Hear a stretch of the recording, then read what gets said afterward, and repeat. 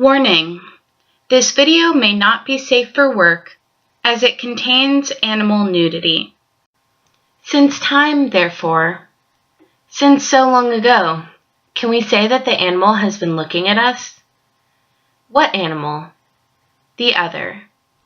I often ask myself, just to see, who I am, and who I am following at the moment when, caught naked, in silence, by the gaze of an animal, for example the eyes of a cat, I have trouble, yes a bad time, overcoming my embarrassment. Whence this malaise? I have trouble repressing a reflex dictated by immodesty, trouble keeping silent within me a protest against the indecency, against the impropriety that comes of finding oneself naked, one's sex exposed, stark naked before a cat that looks at you without moving, just to see. The impropriety of a certain animal nude before another animal. From that point on, one might call it a kind of animalisance.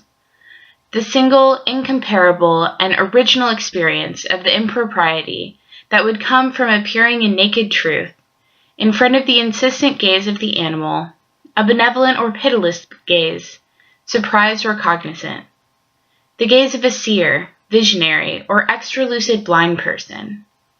It is as if I were ashamed, therefore, naked in front of this cat, but also ashamed for being ashamed. A reflected shame, the mirror of a shame ashamed of itself, a shame that is at the same time spectacular, unjustifiable, and unable to be admitted to.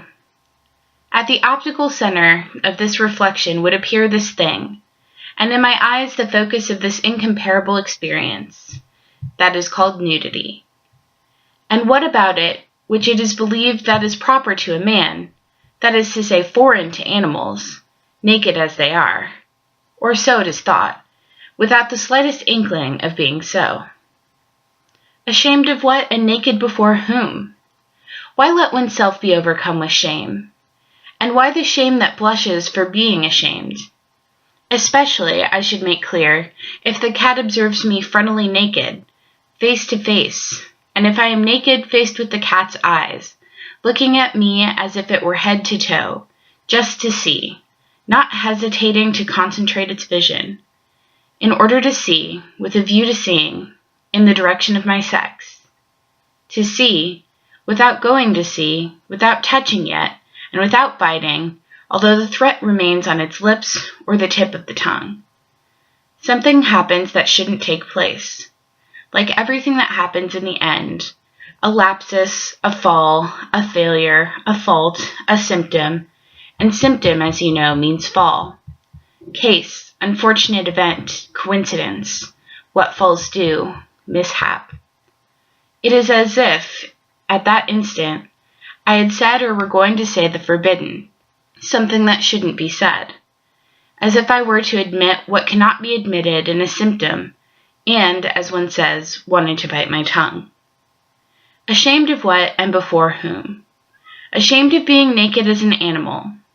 It is generally thought, although none of the philosophers I am about to examine actually mention it, that the property unique to animals, and what in the final analysis distinguishes them from man, is their being naked without knowing it. Not being naked, therefore, not having knowledge of their nudity, in short without consciousness of good and evil. From that point on, naked without knowing it, animals would not, in truth, be naked. They wouldn't be naked because they are naked.